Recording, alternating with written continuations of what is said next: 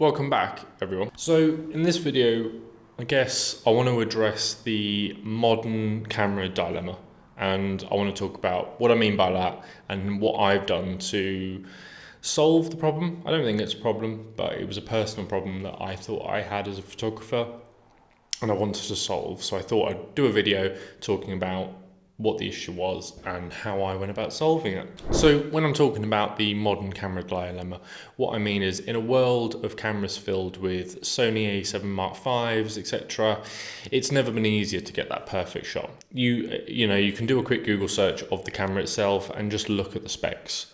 And you can see how it would be hard push not to get the perfect shot. However, I would probably try and find a way. I'm sure it would be possible. So to start off, I want to talk about why I think modern cameras are a bit of a double-edged sword. So like I mentioned before, the Sony A7 Mark V, I think even if you were a beginner, it's never been easier to get that crisp, perfect shot with its autofocus or its IBIS that's built into the camera.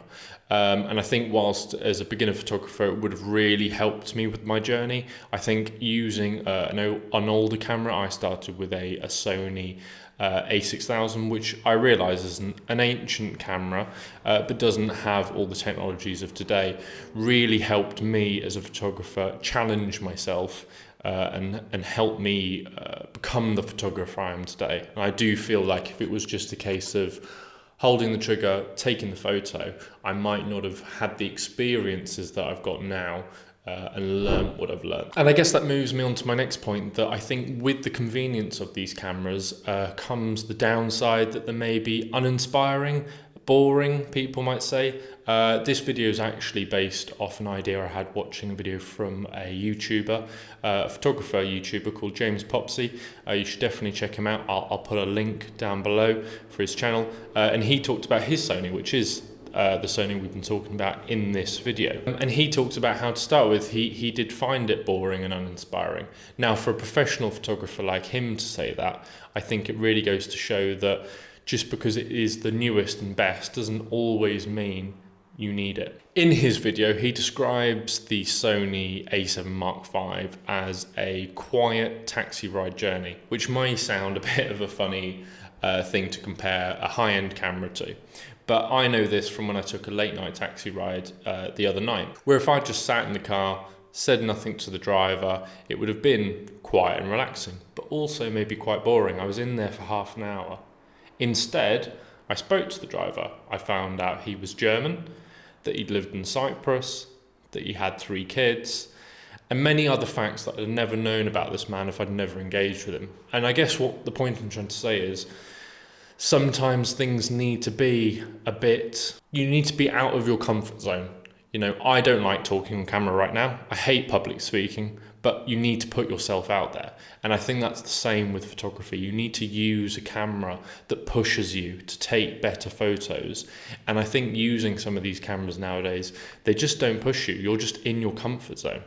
And that, I don't think, is good for anyone. So I guess that moves on to why I went from my Sony A6600, so I upgraded from my A6000 to a 6600, which was a big jump, to a Fujifilm X100 VI. And I guess one of the main reasons for that is just the design of the camera. There's no getting away from the retro style of the camera. I'd love to show you right now, but I'm using it as my B-roll camera on the side here, so hi. But there's no getting away from the fact that the camera is absolutely beautiful to look at, and it's one of the main reasons why I want to take it everywhere I go. It doesn't matter whether it's a shopping trip or whatever it might be. I want to take it with me everywhere I go, which is something I never wanted to do with the Sony because it felt like a professional piece of equipment. And with the Fuji comes manual controls. Now I know that the Sony had a manual controls, but I rarely felt like I used them. The only manual control I used to use was the aperture, which in reality is maybe the most important. Everyone can debate in the comments,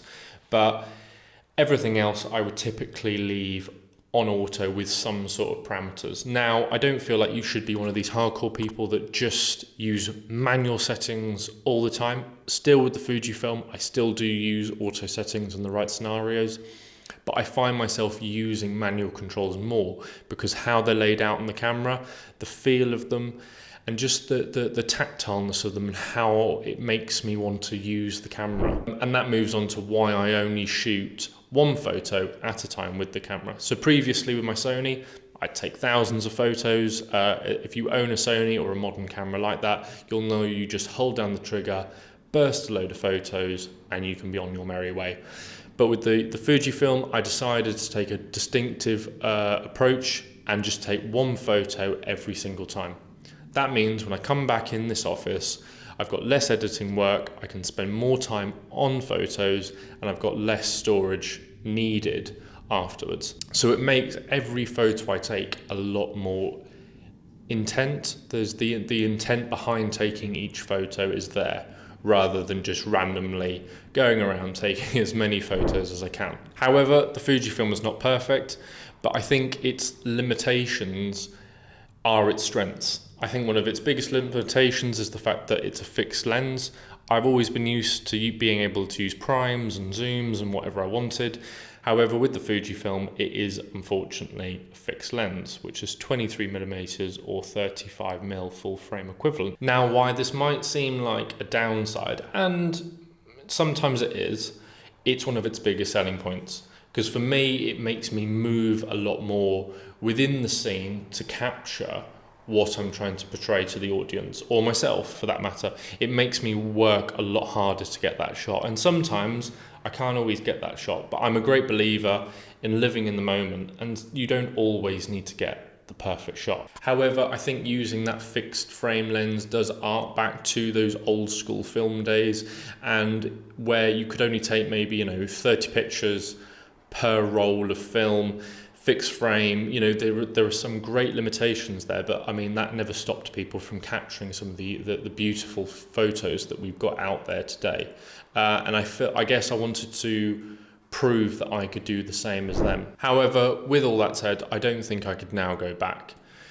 Being able to catch that perfect shot with everything that you put into it just makes it feel far more rewarding and gives the photo a lot more of a story. When people ask me where I was, how I captured it, I can tell them exactly. I could probably tell them exactly down to what settings I used, because the intent behind the photo was there. It wasn't just a random occurrence and a bit of luck, like I used to maybe get with the Sony. Now every photo, if someone asks me, I can give them that story, and that as a photographer makes it a hell of a lot more rewarding for me. And again, I think that's why in this digital age, using the Fujifilm really helps me to sort of arc back to those old days. Now I realise we're in a digital age. I'm a digital marketer myself. I do marketing in the digital space on TikTok, Instagram, Facebook, YouTube on a daily basis. And maybe for me, that's one of the reasons why I wanted my world to be a bit more analog. I use a Fujifilm. I listen to music on an iPod.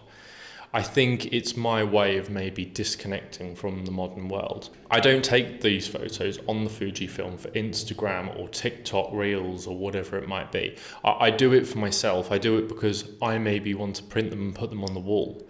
The fact that people enjoy them when I put them on Instagram is a bonus, and I'm glad that I can share them with the world, but it isn't my primary reason for using it. It encourages me to slow down and look around.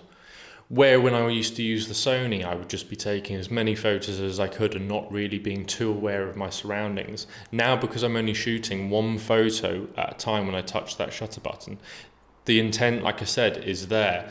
So I'm looking around at my surroundings and seeing what angles I can get, where I can position myself, what are the best settings, and finally capturing that photo. So I don't know how to really sum this up. I guess I'm not hating on Sony or anyone who uses a Sony or a Canon or any other photography brand for that matter. Don't think that I'm now some sort of Fujifilm fanboy. I guess what I'm trying to say is that you don't need the latest and greatest to get the perfect shot, and it might be a good thing if you don't. You're a photographer, it's you taking the photos, it isn't the camera. The camera is the tool, and I think sometimes we do forget that. Like the driver is the driver and the vehicle is just there to take us from A to B. If the vehicle could take us from A to B and we were just a passenger, what enjoyment are we getting out of that? Now, maybe there are some people in the comments that would absolutely love that. They've been driving for years and they couldn't think of anything better than just being able to get in the passenger seat and drive off. But like James was talking about in his video with the taxi ride, maybe it does become uninspiring and boring at times. And that's why after years of using a Sony, I've moved to a Fujifilm. I think I'll plan to buy more of them in the future and experiment my craft and my photography skills. I hope everyone found this video very helpful. If you did, please do drop a like and a comment, and I would really love to hear your opinions on this topic. Am I right? Am I wrong? I would really love you to tell me. Until then, bye.